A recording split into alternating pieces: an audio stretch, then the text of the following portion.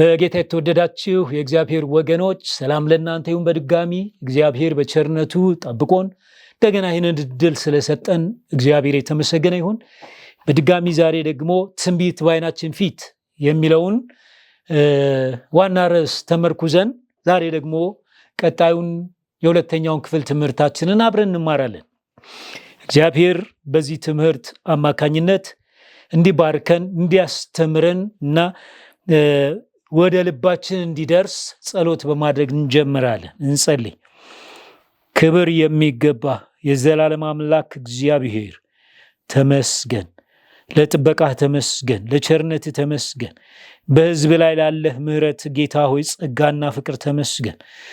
እግዚአብሔር አባት ሆይ ደግሞ ለምትሰጠን ዕድል ቃልህን ለመስማት ጊዜ ሳይረፍድ ጌታ ሆይ ቀን ሳለ ቃልህን ለመስማት ስለምትሰጠን ዕድል ጌታ ሆይ ተመስገን። ለዳግም ምጽአትህ የሚያዘጋጀንን የከበረውን ቃልህን ዛሬም እንደገና እንሰማለንና በምናጠናው ትምህርት ውስጥ መንፈስ ቅዱስ የቃልህን ምስጢር ሁሉ እንዲያበራልን እንዲገልጽልን እንጸልያለሁ። ጌታ ሆይ መልካም የሆነውን ያንተን ቃል በምንማማርበት ጊዜ ይሄ ክፉ ጠላት እንደማያርፍ እናውቃለን። ጌታ ሆይ በማናችንም አይምሮ ላይ እንዳይሰራ፣ በማናችንም እንቅስቃሴ ላይ እንዳይሰራ እግዚአብሔር ሆይ አንተ እንድትቃወምልን በሰላም ጌታ ሆይ የጀመርነውን ትምህርት በጥሞና በትክክል ጌታ ሆይ ተገንዝበን ማለፍ እንድንችል መንፈስ ቅዱስ እንዲያግዘን ጸልያለሁ። እኔም ባሪያም ጌታ ሆይ ቃልን ሳካፍል መንፈስ ያግዘኝ በኢየሱስ ክርስቶስ ስም አሜን። ትንቢት በዓይናችን ፊት ነው ዋናው ርዕሳችን። ግን ለዛሬ የምንማርበት ክፍል የጸናው የትንቢት ቃል የሚል ነው። የጸናው የትንቢት ቃል ከትንቢቶች ሁሉ በላይ የጸናው የማይናወጠው የትንቢት ቃል፣ ስለሱ ነው የምንመለከተው። የማይናወጠው የትንቢት ቃል እንደዚህ ይላል። አንደኛ ጴጥሮስ የእግዚአብሔር ቃል ሲናገር ምዕራፍ 1 ቁጥር 21 ላይ እንደዚህ ይላል፣ ከእርሱም ይልቅ እጅግ የጸና የትንቢት ቃል አለን። ከሌላው ሁሉ ይልቅ ከቀደመው ሁሉ ይልቅ ማለት ነው። እጅግ የጸና የትንቢት ቃል አለ። ምድርም እስኪጠባ ድረስ የንጋትም ኮከብ በልባችሁ እስኪወጣ ድረስ ሰው በጨለማ ስፍራ የሚበራን መብራት እንደሚጠነቀቅ ይህን ቃል የተጠነቀቃችሁ መልካም ታደርጋላችሁ። ይህን ቃል የተጠነቀቃችሁ መልካም ታደርጋላችሁ። ይህም በመጀመሪያ አውቁ፣ በመጽሐፍ ያለውን ትንቢት ሁሉ ማንም ለገዛ ራሱ ሊተረጉም አልተፈቀደም። ትንቢት ከቶ በሰው ፈቃድ አልመጣምና፣ ዳሩ ግን በእግዚአብሔር ተልከው ቅዱሳን ሰዎች በመንፈስ ቅዱስ ተናድተው ተናገሩ። ስለዚህ ስለ ጸናው የትንቢት ቃል ሲናገር ይህ የጸና የትንቢት ቃል መጽሐፍ ቅዱስ እንደሆነ ነው የሚናገረው። እዚህ ጋር እንደምናየው በሰው ፈቃድ ያልመጣው በመንፈስ ቅዱስ ምሪት የተሰጠ የእግዚአብሔር ቃል የጸናው ትንቢት መጽሐፍ ቅዱስ ነው። ይሄ የጸናው የትንቢት ቃል ነው። ይሄ ደግሞ በሰው ፈቃድ የመጣ አይደለም ይላል። በእግዚአብሔር ተልከው ቅዱሳን ሰዎች በመንፈስ ቅዱስ የተመሩ የተናገሩት ቃል ነው። የእግዚአብሔር ቃል እንዲሁ የመጣ አይደለም። የእግዚአብሔር ቃል በመንፈስ ቅዱስ ምሪት እግዚአብሔር ለሰዎቹ ሰጥቶ ሰዎች በእግዚአብሔር ምሪት ተመርተው እንዲጽፉት ያደረገ እንዲቀበሉት ያደረገ ቃል ነው። ይሄን ቃል ይላል ታዲያ መጽሐፍ ቅዱስ በጨለማ ስፍራ ውስጥ ለመብራት እንደምትጠነቀቁ ሁሉ ይህን ቃል በጥንቃቄ የሰማችሁ ትጠብቃላችሁ፣ መልካም ታደርጋላችሁ። በጥንቃቄ በማንበብ በጥንቃቄ በመያዝ በጥንቃቄ በመመልከት መልካም እያደረግን እንኖራለን። ስለዚህ ስለ ጸናው የትንቢት ቃል ዛሬ በዚህ ሰዓት እንመለከታለን ማለት ነው። ይህ ክፍል የሚነግረን መጽሐፍ ቅዱስ ምንጩ ከእግዚአብሔር እንደሆነ ነው። መጽሐፍ ቅዱስ የሰው ሐሳብ አይደለም። ይህንን ነው የሚነግረን። ከምንም ነገር በላይ የእግዚአብሔር ቃል መጽሐፍ ቅዱስ ወይም ደግሞ ትልቁ እግዚአብሔር የሰጠን ትንቢት የጸናው ትንቢት መለኮታዊ ሐሳብ ነው። እግዚአብሔር የሚናገረንና ራሱን የሚገልጽልን በሱ አማካኝነት ደግሞ እግዚአብሔር ይህን ሲያደርግ ደስ እያለው ነው የሚያደርገው። በመጽሐፍ ቅዱስ አማካኝነት ራሱን ሲገልጽልን ደስ ብሎት ነው የሚያደርገው። ስለዚህ እግዚአብሔር በሚናገርበት ጊዜ ስለ ማንነቱ፣ ስለሚከብርባቸው ነገሮች፣ ለእርሱ አስፈላጊ ስለሆኑ ጉዳዮች፣ በዚህ ዓለም ውስጥ ምን እያደረገን እንዳለ በቃሉ እየነገረን ነው ማለት ነው። በእነዚህ ሁሉ ነገሮች ላይ እግዚአብሔር በመጽሐፍ ቅዱስ አማካኝነት እየነገረን ነው። ነገር ግን መጽሐፍ ቅዱስ ዝም ብሎ በቀጥታ ከሰማይ ዱብ ያለም አይደለም። በመንፈስ አማካኝነት የሰው ጸሐፊዎች እኛ እንድናውቀው የሚፈልገውን ነገር በትክክል እንዲጽፉት ኃይል ሰጥቶ የመራቸው መንፈስ ቅዱስ ነው። ስለዚህ በእግዚአብሔር መንፈስ ምሪት ነው የተጻፈው። በሰው ፈቃድ አልመጣም ይላል። ነገር ግን ሰዎች፣ ቅዱሳን የሆኑ ሰዎች በመንፈስ ቅዱስ ምሪት ተነድተው ተናገሩት እና ስለዚህ የመጽሐፍ ቅዱስን ትንቢት በምናነብበት ጊዜ መጽሐፍ ቅዱስ እንደሚናገረው ትላንትም እንደተናገርኩት የመጽሐፍ ቅዱስ ትንቢትን የሚያነቡ፣ የሚሰሙ፣ የሚጠብቁ ብፁዓን ናቸው። ብፁዓን ናቸው። ይሄ ብፁዓን የሚለውን ቃል በኢትዮጵያ መጽሐፍ ቅዱስ ማህበር የተዘጋጀው የመጽሐፍ ቅዱስ መዝገበ ቃላት ሲተረጉመው ብፁዕ፣ ብጽዕት፣ ብጽዕና፣ የተባረከ፣ ደስተኛ ማለት ነው ይላል የመጽሐፍ ቅዱስ ማህበር የመጽሐፍ ቅዱስ መዝገበ ቃላት ሲተረጉመው ማለት ነው። ብፁዕ ወይም ብጽዕት፣ ብፁዕ ለወንድ ብጽዕት ለሴት፣ ከዛ ብጽዕና የሚለውን የተባረከ ወይም ደስተኛ ማለት ነው ብሎ ይተረጉመዋል። ታዲያ ብፁዕ ማን ነው? እንደዚህ ይላል ሉቃስ 11:28 ኢየሱስ ነው። እርሱ ግን አዎ ብፁዓንስ የእግዚአብሔርን ቃል ሰምተው የሚጠብቁ ሰዎች ናቸው አለ። የእግዚአብሔርን ቃል ሰምተው የሚጠብቁ ናቸው፣ ብፁዓን ናቸው፣ የተባረኩ ናቸው። ስለዚህ ይሄ ብጽዕና የተሰጠው ለሰው ሁሉ ነው። ለዛውም የእግዚአብሔርን ቃል ሰምተው ለሚጠብቁት እነሱ ብፁዓን ናቸው፣ የተባረኩ ናቸው ይላል መጽሐፍ ቅዱስ። ምሳሌ 3:8-34 ላይ ምን ይላል? የሚሰማኝ ሰው ግን ምስጉን ነው፣ ኦር ብፁዕ ነው ማለት ነው። የሚሰማኝ ሰው ግን ምስጉን ነው። ስለዚህ እግዚአብሔርን የሚሰሙ ሰዎች፣ የእግዚአብሔርን ቃል የሚሰሙ ሰዎች የተባረኩ ናቸው፣ ምስጉኖች ናቸው። እግዚአብሔር በቃሉ አማካኝነት ሰዎችን ይባርካል። ስለዚህ የተባረኩ ናቸው፣ በእግዚአብሔርም የተመሰገኑ ናቸው። ቃሉን የሚያነቡና የሚጠብቁ ሰዎች ማለት ነው። የእግዚአብሔርን ቃል የሚያነቡ፣ የሚሰሙ፣ የሚጠብቁ የተባረኩ ናቸው ወይም ብፁዓን ናቸው። እንግዲህ ብፁዓን ብሎ የሚጠራቸው መጽሐፍ ቅዱስ የእግዚአብሔርን ቃል የሚጠብቁ፣ የሚሰሙ፣ እነዚህ የሚያደርጉትን እንደሆነ እንመለከታለን። ኦኬ፣ እንደዚህ ከሆነ የእግዚአብሔርን ቃል መስማትና መጠበቅ ለምንድን ያስፈለገን የሚሉ ነገሮችን ማንሳት ደግሞ አስፈላጊ ይሆናል። እግዚአብሔር ለምንድን ነው ቃሉን እንድንሰማ፣ እንድናነብ፣ እንድንጠብቀው የነገረን? ለምንድን ነው? ይህንን መረዳት ያስፈልጋል። እስቲ ነጥቦችን እንመልከት። ለምን አስፈለገ? በመጀመሪያ የእግዚአብሔር ቃል መጽሐፍ ቅዱስ መጠናት፣ መነበብ አስፈላጊ የሆነበት ምክንያት የእግዚአብሔርን ቃል ማጥናት የሚያስፈልገን ይህንን ትልቁን የጸናውን የትንቢት ቃል ማንበብ ያስፈልገን ምክንያቱ አንደኛው ስለ አዳኙ ስለሚነግረን ነው። ማለትም ስለ ኢየሱስ ክርስቶስ ስለሚያድነን ማወቅ ከፈለግን በደንብ የሚነግረን መጽሐፍ ቅዱሳችን ነው። ለዚህ ነው ማንበብ ያለብን። ዮሐንስ 5:39 ምን ይላል? ስለ መጽሐፍ ቅዱስ ሲናገር መጽሐፍት ይላል እነርሱ ስለ እኔ የሚመሰክሩ ናቸው። የእግዚአብሔር ቃል ሙሉን መጽሐፍት ውስጡ ያሉ መጽሐፍት ሙሉ ማለት ነው የሚመሰክሩት ስለ ኢየሱስ ክርስቶስ ነው። ይሄ አዳኝ ማን ነው? ይሄ አዳኝ እንዴት ነው የመጣው? ይሄ አዳኝ ምንድን ነው የተነገረለት ሳይመጣ በፊት? ይሄ አዳኝ የሰራልን ስራ ምንድን ነው? ኢየሱስ ክርስቶስ አዳኛችን በእኛ ህይወት ውስጥ የሚሰራው ስራ ምንድን ነው? ይህንን ሁሉ የሚነግረን ስለ አዳኙ የሚነግረን መጽሐፍ ቅዱስ ወይም የጸናው የትንቢት ቃል ነው። የእግዚአብሔር ቃል ጽኑ የሆነው የእግዚአብሔር ቃል ነው። ለዚህ ነው እኛ ማንበብ የሚገባን።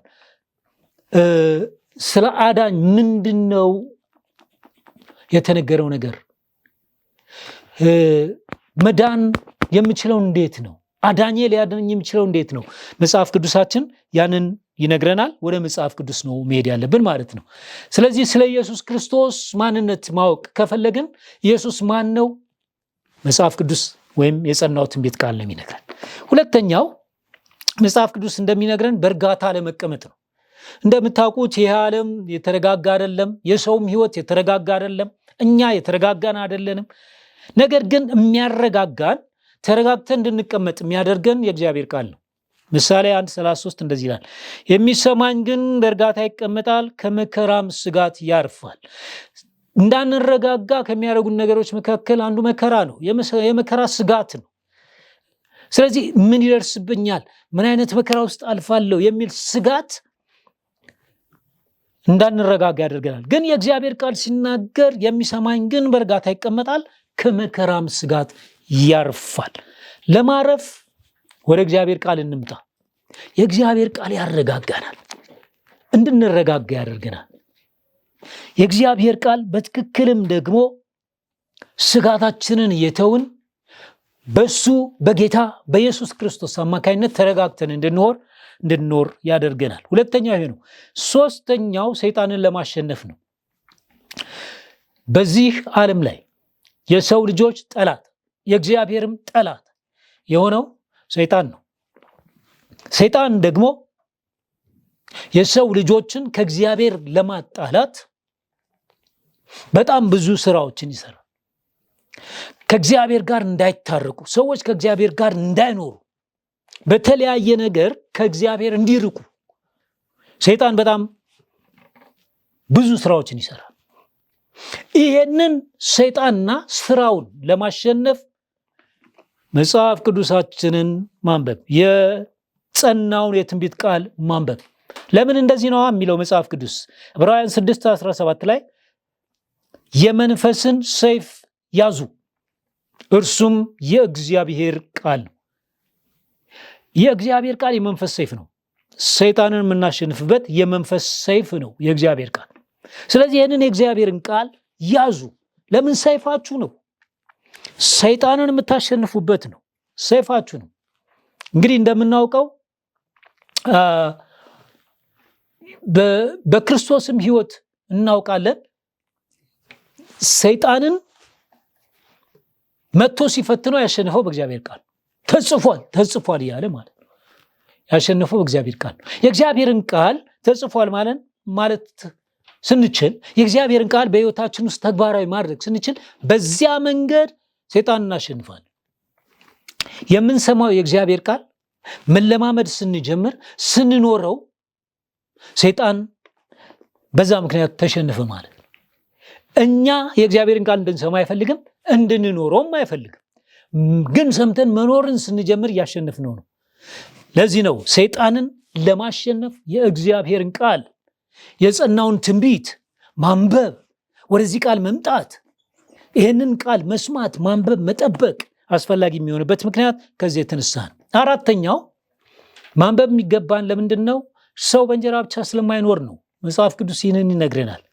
እርሱም መልሶ ሰው ከእግዚአብሔር አፍ በሚወጣ ቃል ሁሉ እንጂ በእንጀራ ብቻ አይኖርም ተብሎ ተጽፏል አለው። እንግዲህ እንደምታውቁት ሰይጣን ኢየሱስን በፈተነው ጊዜ ኢየሱስ የተናገረው ቃል ነው። ሰው በእንጀራ ብቻ አይኖርም ከእግዚአብሔር አፍ በሚወጣ ቃል እንጂ፣ ወይም ደግሞ በመጽሐፍ ቅዱስም ጭምር። ስለዚህ የእግዚአብሔር ቃል ሕይወታችን ነው። ኑሮ በእንጀራ ብቻ አይደለም። ኑሮ መንፈሳዊ ነገራችን የሚኖረው በሕይወት የሚኖረው በእግዚአብሔር ቃል።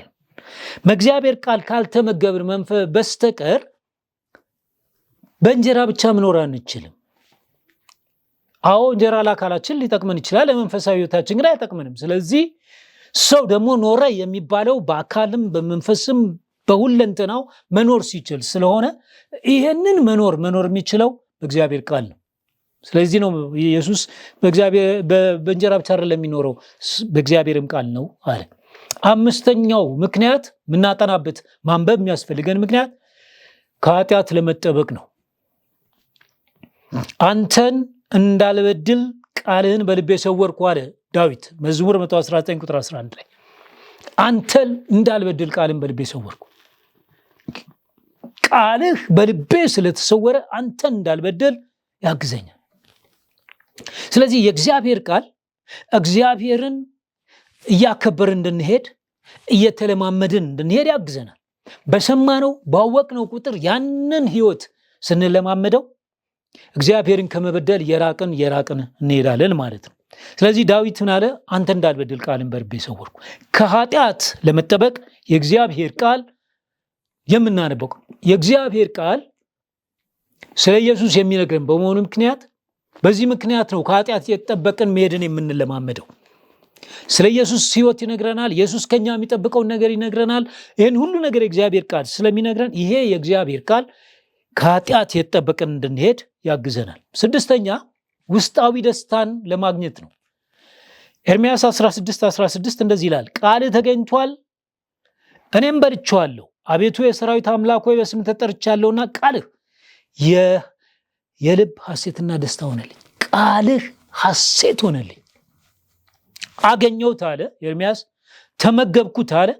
አቤቱ አምላክ ሆይ ያን ጊዜ በስምህ መጠራት የገባኝ፣ ያን ጊዜ የልብ ሐሴት ደስታን ሰጠኝ።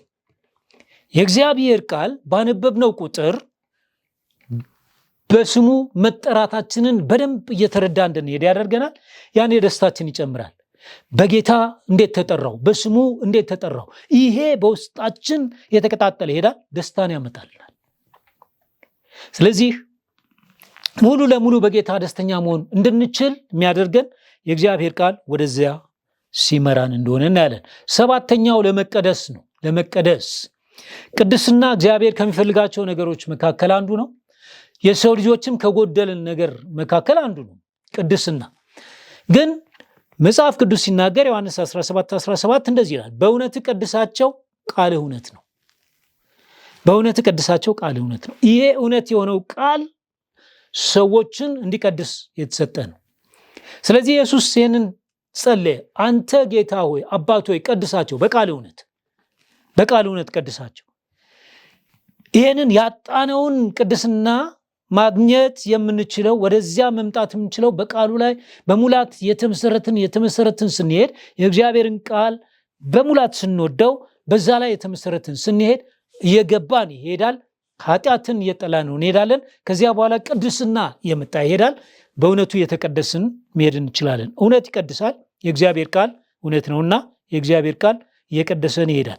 በእግዚአብሔር ቃል አማካኝነት በክርስቶስ የሚገኘው የቅድስናው ተካፋዮች እየሆንን መሄድ እንችላለን ማለት ነው። ወደዚያ ነው የሚመራን መጽሐፍ ቅዱሳችን። ይህን ቅድስና እንድናገኘው፣ በቃሉ እንድንቀደስ፣ ወደዚያ ወደ መቀደስ እንድንደርስ የእግዚአብሔር ቃል ይረዳናል ማለት ነው። ሌላኛው ምክንያት የማንሰማበትም ዘመን ስለሚመጣ ነው። ዛሬ ማንበብ የሚገባን፣ ዛሬ መጽሐፍ ቅዱስን ማጥናት የሚገባን፣ ዛሬ እግዚአብሔርን ቃል ይህንን የጸናውን ትንቢት መፈለግ የሚገባን ጊዜ ይመጣል ማንፈልግበት፣ ማናገኝበት፣ ማንሰማበት ጊዜ ስለሚመጣ ነው። ያ ጊዜ ሳይመጣ በፊት አሁን መሻት አለብን። አሞጽ እንደዚህ ይላል 8:11 የእግዚአብሔርን ቃል ለመሻት ይሯሯጣሉ አያገኙትም። የማናገኝበት ጊዜ እንደሚመጣ ነው መጽሐፍ ቅዱስ የሚናገረው። ይፈልጉታል አያገኙትም። ለመሻት ይፈልጋሉ፣ ይሯሯጣሉ፣ ከዚህ ግን አያገኙትም። ዛሬ ግን ጊዜው ባለበት፣ መቹ በሆነበት፣ ልናነብ በምንችልበት ጊዜ ማንበብ አለብን። አንዳንድ ሰዎች ስለዚህ ሲያስቡ ግድ የለም ያን ጊዜ እንዳልቸገር መጽሐፍ ቅዱስን ቆልፌ ያስቀምጣለሁ፣ ደብቄ ያስቀምጣለሁ ይላሉ። አይሆንም፣ ደብቀ ነውም አይሆንም። መጽሐፍ ቅዱስ ሲናገር ተሯሩጠውም እንኳን አያገኙትም ነው የሚለው። ስለዚህ በደብቆም አይሆንም ማለት ነው። አሁን ግን ጊዜ አለ። የእግዚአብሔርን ቃል አጥንተን ወደዚህ ቅድስና፣ ወደዚህ በረከት ለመድረስ ጊዜ አለ። ስለዚህ አሁን ነው ማንበብ ያለብን። ዘመን ይመጣል የማንሰማበት፣ ይህንን ነገር ማናገኝበት ዘመን ይመጣል። እንዲህ አይነት ዘመናት እንደነበሩ እናስታውሳለን። ከሰዎች እጅ መጽሐፍ ቅዱስ የተነጠቀ ሲቃጠል የነበረበት፣ መጽሐፍ ቅዱስን ለማጥፋት ሰይጣን ሲሰራበት የነበረበት፣ ሰዎች መጽሐፍ ቅዱስን እንዳያነቡ ሰይጣን የተጋበት ጊዜያት እንደነበሩ እናውቃለን። ሰዎች እነዚያን ጊዜያት ያለፉት እርግጠኛ ነን በማንበባቸው ምክንያት ነው። በውስጣቸው በመጻፋቸው ምክንያት ነው። የእግዚአብሔርን ቃል ከውስጣቸው ማውጣት ስለቻሉ ነው። እየተጠቃቀሱ ያንን እያነበቡ የእግዚአብሔር ቃል እንዲህ ይላል ብለው በዛ መጽናናት በመቻላቸው ነው። ስለዚህ ዘመን ይመጣልና ዛሬ በዚህ ዘመን የእግዚአብሔርን ቃል ልናነብ፣ ወደዚህ ታላቅ ወደ ሆነው ጽኑ ወደ ሆነው ወደ ጸናው የትንቢት ቃል ዛሬ ነው መምጣት ያለብን። መጽሐፍ ቅዱስ የእግዚአብሔር ቃል መሆኑን በምናውቃለን። ለአንዳንዶች ይህ ጥያቄ በውስጣቸው ይፈጠራል። መጽሐፍ ቅዱስ የእግዚአብሔር ቃል መሆኑን የማውቀው በምንድን ነው? እስቲ አንዳንድ ነጥቦችን እንመልከት። መጽሐፍ ቅዱስ የእግዚአብሔር ቃል መሆኑን እንዳንጠራጠር የሚያደርገን ነጥቦችን እንመልከት። በእግዚአብሔር መንፈስ መሪነት የተጻፈ የራሱ የእግዚአብሔር ቃል እንደሆነ ራሱ መጽሐፍ ቅዱስ የሚነግረንን ሐሳቦች እንመልከት። በመጀመሪያ መጽሐፍ ቅዱስ የእግዚአብሔር ቃል መሆኑን የምናውቀው ስለሚሰራ ነው። ስለሚሰራ እንደዚህ ይላል ዕብራውያን 4:12 ላይ የእግዚአብሔር ቃል ሕያው ነውና የሚሰራ ሁለት አፍ ካለው ሰይፍ ይልቅ የተሳለ ነውና። የእግዚአብሔር ቃል የሚሰራ ነው። እንዲያውም ሁለት አፍ ካለው ሰይፍ ይልቅ የተሳለ ነው፣ የሚሰራ ነው። በዚህ እናውቃለን የእግዚአብሔር ቃል እንደሆነ። ይሰራል። በእያንዳንዱ ሰው በሚያነበው፣ በሚሰማው፣ በሚጠብቀው ሰው ሕይወት ውስጥ ሲሰራ እንመለከታለን። ብዙዎቻችንን ከነበረን ነገር እየለወጠን ወደዚህ ደረጃ ያደረሰን የእግዚአብሔር ቃል ስንሰማ ነው። በእግዚአብሔር ቃል አማካኝነት እግዚአብሔር ሕይወታችንን ሲለውጥ ነው ወደዚህ ደረጃ የደረስነው። ሁላችን ላይፍ ሂስትሪ ይኖረናል፣ ማን እንደነበርን፣ ከየት እንደመጣን። ግን ወደ እግዚአብሔር ቃል ስንመጣ በእግዚአብሔር ቃል አማካኝነት ኢየሱስን ስናውቅ እነዚህ አይነት ለውጦች በሕይወታችን መጡ። በውስጣችን ሰራ። የእግዚአብሔር ቃል በውስጣችን ሰራ። የሰማነው ለወጠን። በመንፈስ ቅዱስ አማካኝነት በሰማነው ቃል ታደስን፣ ተለወጠን። ስለዚህ ሰራ፣ በእኛ ሕይወት ውስጥ ሰራ፣ በብዙዎች ሕይወት ውስጥ ሰራ፣ ለወጠ፣ ሕይወታቸውን ለወጠ። ከነበርንበት ማንነት ለውጦ አዲስ ሰዎች አደረገን። በመንፈስ ቅዱስ አማካኝነት የእግዚአብሔር ቃል ወደ ሕይወታችን ሲመጣ እንደዚህ አይነት ለውጥ መጣ። ስለዚህ ይሰራል። የእግዚአብሔር ቃል ነው፣ በዚህ እናውቃለን። ይሰራል። በሚሰሙት ሰዎች ሕይወት ውስጥ ለውጥ ያመጣል። ይሰራል፣ ያድሳቸዋል። የሚቆራረጠውን ነገር ይቆርጣል፣ የሚስተካከለውን ነገር ያስተካክላል። ስለዚህም የሚሰራ ስለሆነ የእግዚአብሔር ቃል መሆኑን እናውቃለን ማለት ነው። ይሄ አንዱ የምናውቅበት መንገድ ነው። ሁለተኛ የእግዚአብሔር ቃል መሆኑን የምናውቀው በውስጡ የተጻፈው ሁሉ ስለሚፈጸም ነው። እየተፈጸመም ስላየን ነው። ተፈጽሟል፣ የተፈጸመ ነው፣ ደግሞም ገና ይፈጸማል። ስለዚህ ይህንን ስናይ የእግዚአብሔር ቃል መሆኑን እርግጠኞች እንሆናለን። ማርቆስ 14:49 ላይ የተጻፈው ሁሉ ይፈጸም ዘንድ ይህ ሁሉ ሆነ ይላል። የተጻፈው ሁሉ፣ በዚህ በእግዚአብሔር ቃል ውስጥ የተጻፈው ሁሉ ይፈጸም ዘንድ ይህ ሁሉ ሆነ። በተለይ ስለ ኢየሱስ ክርስቶስ ታሪክ በምናይበት ጊዜ በተለይ የመከራውም የችግሩንም ጊዜ የስቃዩን የመስቀሉን ይሄ ሁሉ የተጻፈ ነበር። ስለዚህ ምን አለ ጌታ? ያ ሁሉ የተጻፈው እንዲፈጸም አሁን የምታዩት ሁሉ ሆነ። ስለዚህ በውስጡ የተጻፈው ነገር ሁሉ፣ የእግዚአብሔር ቃል የተጻፈው ነገር ሁሉ ሲፈጸም ስናይ የእግዚአብሔር ቃል መሆኑን እናረጋግጣለን። አዎ ብዙ የተፈጸሙ አሉ፣ ትላንትም እንዳለው አሁንም እየተፈጸሙ ያሉ፣ ነገም የሚፈጸሙ ደግሞ ወደፊትም የሚፈጸሙ ደግሞ ብዙ አሉ። ይሄ ሁሉ ሲሆን የእግዚአብሔር ቃል የተናገረው፣ እግዚአብሔር በዚህ ውስጥ ያስቀመጠው፣ በቃል ውስጥ የጻፈው ነገር ሁሉ ትክክል እንደሆነ፣ ይሄም ደግሞ የማይናወጠው ጽኑ የእግዚአብሔር ቃል እንደሆነ እንረዳለን። ሶስተኛ ጸንቶ በመኖሩ ነው። ኢሳይያስ 40:8 እንዲህ ይላል፣ ሳሩ ይደርቃል፣ አበባውም ይረግፋል፣ የአምላካችን ቃል ግን ለዘላለም ጸንታ ትኖራለች። የሚለውጡ ብዙ ነገሮች አሉ፣ የሚረጋግፉ ነገሮች አሉ። ሰው እንደ ሳር ነው፣ ይጠፋል። ነገር ግን የአምላካችን ቃል ግን ጸንታ ትኖራለች። ጸንቶ በመኖሩ የእግዚአብሔር ቃል እንደሆነ እናውቃለን። ቅድም እንደተናገርኩት የእግዚአብሔርን ቃል መጽሐፍ ቅዱስን ለማጥፋት በጣም ብዙ ሰዎች ብዙ ጥረት አድርገዋል። በጀርመን ሀገር የተነሳ አንድ ንጉሥ መጽሐፍ ቅዱስን ለማጥፋት ቶታሊ ለማጥፋት ባደረገው ጥረት መጽሐፍ ቅዱስ ተሰብስቦ ወደ ባህር ላይ እንዲጣል አደረገ። ከየቤቱ ተሰብስቦ እንዲጣል አደረገ። ከዛ በኋላ እንዲህ ብሎ ተናገረ፣ ሰው ዛፍን ቆርጦ እንደሚጨርስ መጽሐፍ ቅዱስን አጥፍቼ ጨርሻለሁ አለ። በጣም የሚገርመው እሱ ከሞተ በኋላ የሱ ቤት የመጽሐፍ ቅዱስ መሸጫ ሆነ። ስለዚህ የእግዚአብሔር ቃሉ እንደተናገረው አበባው ይረግፋል፣ ሰው ይጠፋል፣ ሊያጠፋው የፈለገው ሰው ሁሉ ያልፋል፣ የሞከረው ሁሉ ያልፋል። ነገር ግን የአምላካችን ቃል ጸንቶ ይኖራል። በዚህ የእግዚአብሔር ቃል መሆኑን እናውቃለን። ሊያጠፉት ብዙ ሰዎች ሞክረዋል በተደጋጋሚ። ነገር ግን በዛ ሁሉ ውስጥ አልፎ ዛሬም የእግዚአብሔር ቃል አለ። ዛሬም የእግዚአብሔር ቃል አለ። እስከ መጨረሻም እግዚአብሔር እስከፈቀደውም ጊዜ ድረስ ይቀጥላል። የእግዚአብሔር ቃል እስከ ዘመን መጨረሻ ይቀጥላል። ስለዚህ ጸንቶ የኖረ በመሆኑ እስከዛሬ ያንን ሁሉ አልፎ የኖረ በመሆኑ የእግዚአብሔር ቃል መሆኑን እናውቃለን። ሌሎች ነገሮችን እናጥፋ ብለው ሰዎች አጥፍተዋል። ብዙ ነገሮች ጠፍተዋል። ብርቅዬ ይባሉ የነበሩ እንስሳት እንደምታውቁ ሰው አጥፍቷቸዋል፣ የሉም። አሁን ብዙ የጠፉ ነገሮች አሉ። ግን የእግዚአብሔርን ቃል ለማጥፋት ሞክረው አልጠፋም፣ ጸንቶ ይኖራል ተብሎ ስለተናገረ ማለት ነው።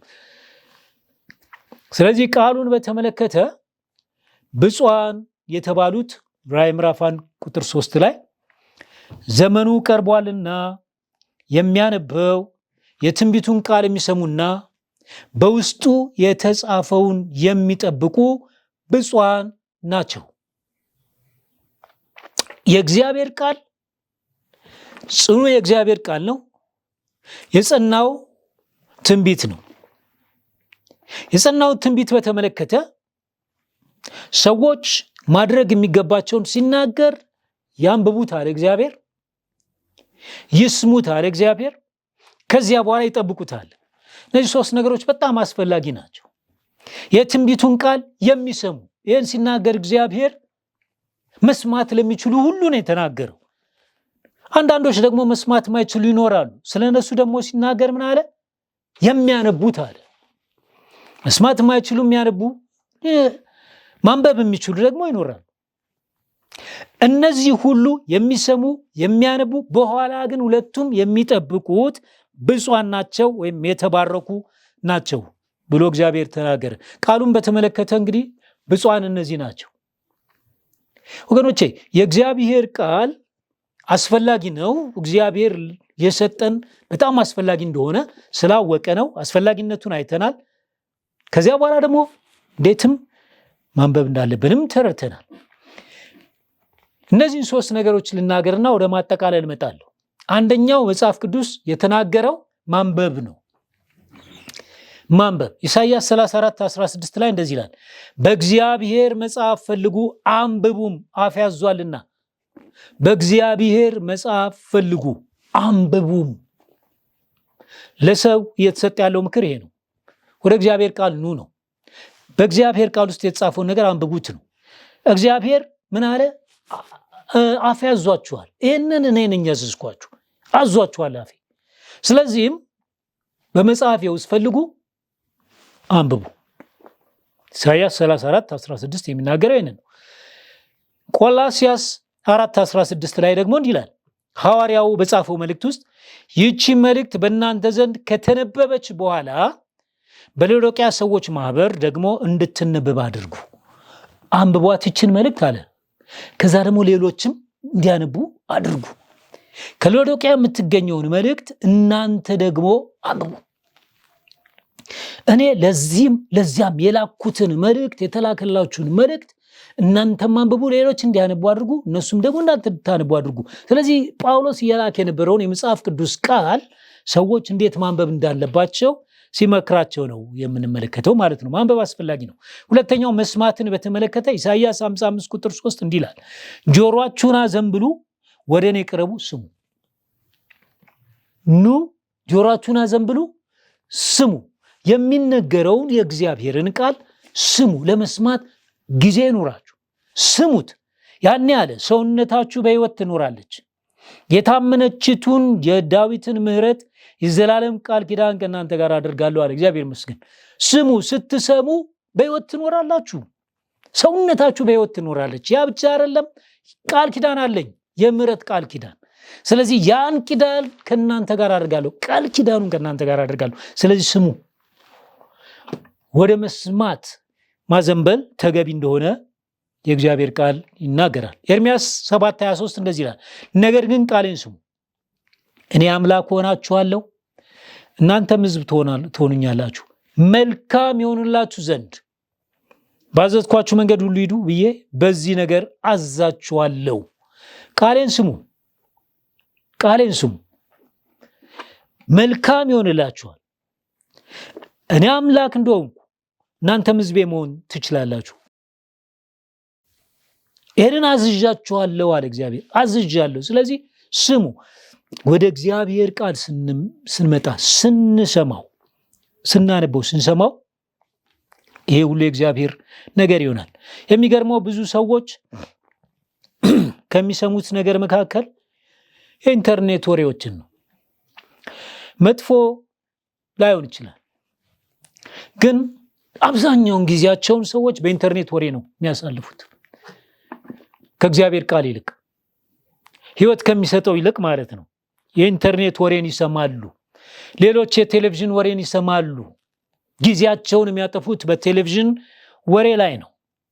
ምን ያህል ወደ እግዚአብሔር ቃል መተናል የሚለው ጥያቄ በእውነቱ ልናስብበት የሚገባ ጥያቄ ነው። ብዙዎች የቴሌቪዥን ወሬን ይሰማሉ።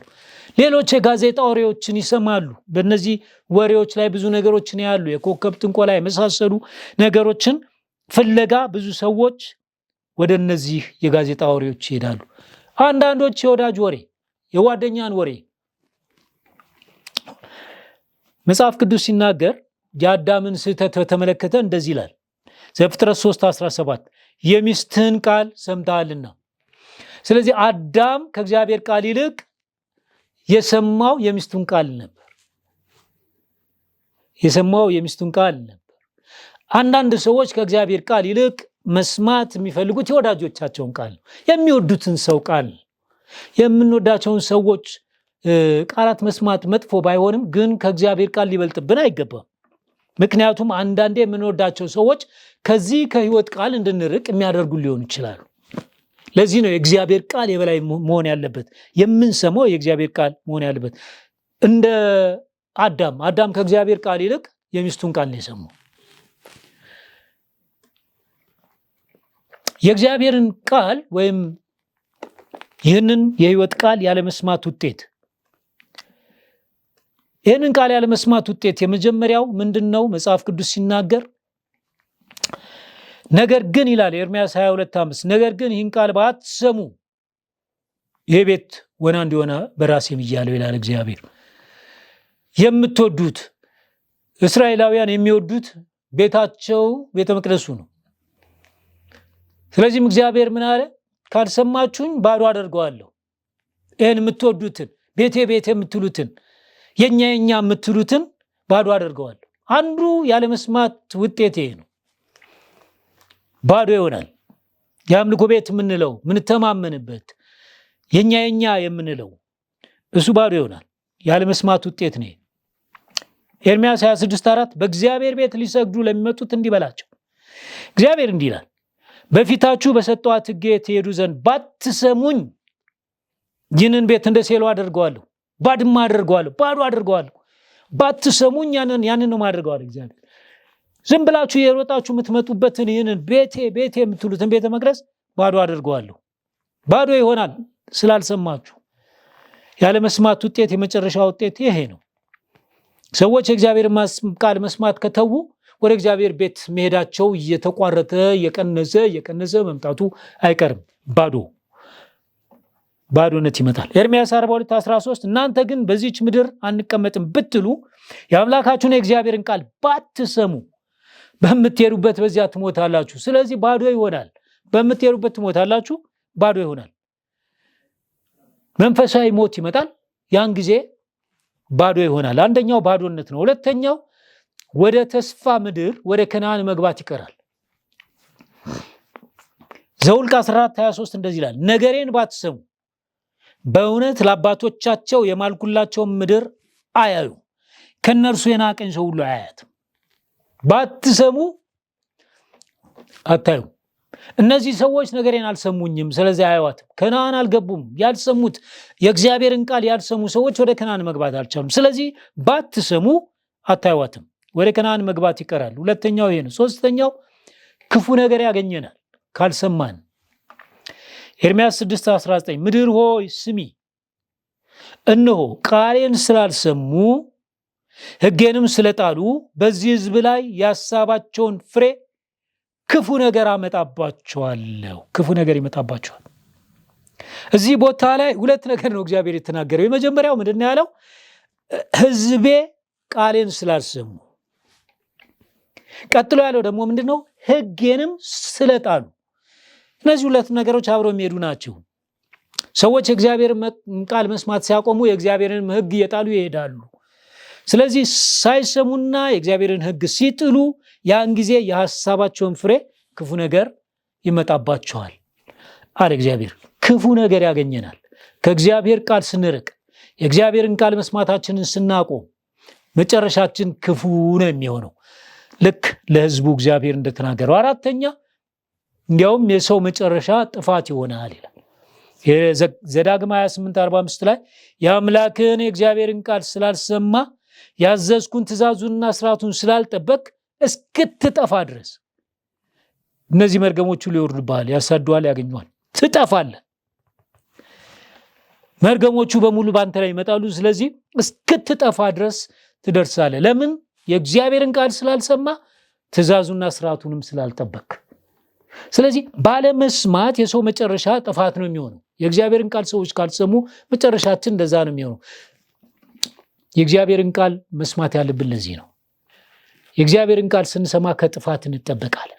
መጨረሻ ከሚመጣው ጥፋት በቃሉ አማካኝነት ኢየሱስ ክርስቶስን በማወቃችን በቃሉ አማካኝነት በመንፈስ ቅዱስ በመመራታችን ምክንያት ከጥፋት እንድናለን።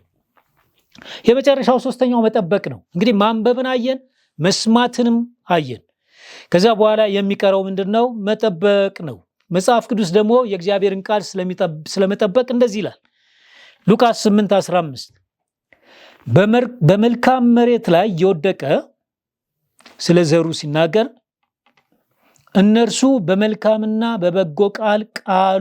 በበጎ ልብ ቃሉን ሰምተው የሚጠብቁት በመጽናትም ፍሬ የሚያፈሩት ናቸው። በምሳሌ ኢየሱስ ክርስቶስ ሲናገር ዘሪ ዘራ ወጣ፣ ከዛ በኋላ በተለያየ ቦታ ላይ አረፈ። በድንጋይ ላይ፣ በጭንጫ ላይ፣ በመሳሰሉ ላይ አረፈና ከዛ አራተኛው ግን በመልካም መሬት ላይ ወደቀ ይላል። ይሄ በመልካም መሬት ላይ የወደቀው ምንድነው ብሎ ሲናገር ኢየሱስ ምን አለ? በመልካምና በበጎ ልብ ቃሉን ሰምተው የሚጠብቁ። በመልካም ልብ ይሰሙታል፣ ከዚያ በኋላ ደግሞ ይጠብቁታል፣ ፍሬ ያፈሩበታል።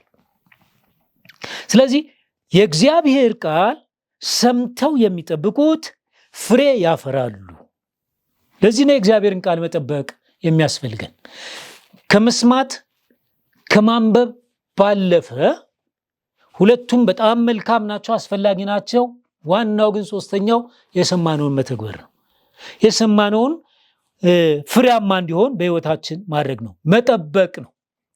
ሉቃስ 11:28 ላይ እንደዚህ ይላል፣ እርሱ ግን አሁን ብፁዓንስ የእግዚአብሔርን ቃል ሰምተው የሚጠብቁት ናቸው አለ። ሰምተው የሚጠብቁት ናቸው አለ። ኢየሱስም ይህንኑ ነው የደገመው። ዮሐንስ በራእይ እንደተናገረው ሁሉ ኢየሱስም የተናገረው ይህንኑ ነበር። የእግዚአብሔርን ቃል የሚሰሙ ከዛ በኋላ የሚጠብቁት ብፁዓን ናቸው። ለዚህ ነው ቅድም ስናነብ ብፁዓን ማን ናቸው፣ ብፁዕ ማለት ነው የሚለውን ያነሳ ነው። ለዚህ ነው ብፅዕና ማለት መባረክ ማለት ነው። ስለዚህ የእግዚአብሔርን ቃል ሰምተው የሚጠብቁ ሰዎች ብለስድ ናቸው፣ የተባረኩ ናቸው አለ የእግዚአብሔር ቃል ሲናገር ማለት ነው። ለዚህ ነው እንግዲህ የእግዚአብሔርን ቃል ማጥናት ያለብን። ይህንን የጸናውን የትንቢት ቃል በብዙ ነገሮች እያለፈ የጸናውን የትንቢት ቃል ጽኑ የሆነውን የትንቢት ቃል ማንበብ መስማትና መጠበቅ የሚገባን ከዚህ የተነሳ ነው። ወገኖቼ ስለ እግዚአብሔር ቃል ምን ታስባላችሁ? የእግዚአብሔር ቃል ካየነውም በላይ ነው። ጥቂቱን ነው ስለ እግዚአብሔር ቃል ያየነው፣ ካየነውም በላይ ነው። እግዚአብሔር ቃሉን ሲሰጠን ለኛ በማሰብ መልካምን ነገር ሁሉ በማሰብ ነው የሰጠን እግዚአብሔር። ስለዚህ ወደዚህ የጸና የትንቢት ቃል ማዘንበል ያስፈልገናል። ይሄ ቃል ነው በመንገዳችን መሪያችን የሚሆነው፣ የሚያሳርፈን፣ የተረጋጋ ህይወት እንድንኖር የሚያደርገን። የሚሰማው በእርጋታ ይቀመጣልና እየተቅበዘበዛችሁ ያላችሁ ካላችሁ የምንሰማው የእግዚአብሔር ቃል ነው የሚያሳርፈው። ሸክም ካለባችሁ ስጋት ውስጥ ከሆናችሁ ወደዚህ ወደሚያሳርፈው ቃል ነው በኢየሱስ ከዛ በኋላ ማረፍ ትችላላችሁ። ቃሉን ስታነቡ ወደ ኢየሱስ ትመጣላችሁ። ኢየሱስ በመንፈስ ቅዱስ አማካኝነት በምታነቡት ቃል ውስጥ በመሆን ያሳርፋችኋል። ስለዚህ የተጨነቃችሁ ያላችሁ ካላችሁ ወደ ቃሉ ዘንበል በሉ። በዚህ ምድር በምትኖሩበት ጊዜ ከምንም ነገር በላይ ልትፈልጉት የሚገባ ነገር ቢኖር የእግዚአብሔር ቃል የጸናው የትንቢት ቃል ነው። ይሄ የጸናው የትንቢት ቃል ነው። ይህንን ቃል በመፈለግ በሕይወት ዘመናችሁ ሁሉ የተባረከ ኑሮን፣ የተረጋጋ ሕይወትን፣ ኢየሱስ ክርስቶስን የመከተል ሕይወትን መሮን እንድትችሉ መመኝላችሁ ይህንን ነው። እግዚአብሔርም የሚመኝልን ይህንን ነው። ይህንን መሆን እንድችል እግዚአብሔር ያግዛችሁ ማለት እወዳለሁ። ጌታ ይባርካችሁ። ቀጣዩን ደግሞ ክፍል እንቀጥላለን። ዛሬ በዚህ እናበቃለን። እንጸልይ። ክብር የሚገባህ የዘላለም አምላክ እግዚአብሔር በምድር ላይ የምንመራበት የምንጠቀምበት የሚረባንን የሕይወት ቃል የሰጠህን እግዚአብሔር ተመስገን። እግዚአብሔር ሆይ ስለዚህ ስለ ሕይወት ቃል ስለ ጸናው ቃል ዛሬ ደግሞ በብዙ አስተማርከን። ጌታ ሆይ እንግዲህ በተከታታይ በዚህም ሳምንታት ውስጥ የምናየው ይህንኑ የጸናውን የእግዚአብሔርን ቃል ይህንኑ የእግዚአብሔር ትንቢት የጸናውን ትንቢት ነው ጌታ ሆይ። ስለዚህ ዛሬ በሰማነው መሰረት ወደዚህ የምናዘነብል የምናነብ የምንሰማ ከዚያ በኋላ ደግሞ የምንጠብቅ እንድንሆን እኔንም ጌታ ሆይ አንተ የተናገርካቸውና ይህንን ቃል የሰሙትን ሁሉ እንድታግዘን ጌታ ሆይ ፈቃድ ይሁን። በዚህ ቃል አማካኝነት ጌታ ሆይ ወደ ኢየሱስ መተን አሸናፊ እንድንሆን፣ በዚህ ቃል አማካኝነት ወደ ኢየሱስ መተን ጌታ ሆይ ከስጋታችን ነፃ እንድንሆን፣ በዚህ ቃል አማካኝነት ጌታ ሆይ ወደ ኢየሱስ ክርስቶስ መተን የጠላትን ስራ የምናፈርስ የምናሸንፍ እንድንሆን ጌታ ሆይ ልጆችን ሁሉ በእውነት እንድታግዘን እኔም የሰሙህም ልጆች ሁሉ በዚህ ቃል አማካኝነት ጌታ ሆይ ወደዚህ ድል የከበረ ሕይወት እንድንመጣ ጌታ ሆይ እርዳን። ለነገም በሰላም አገናኘን። ስለሰማን ተባረክ። በኢየሱስ ክርስቶስ ክቡር ስም አሜን።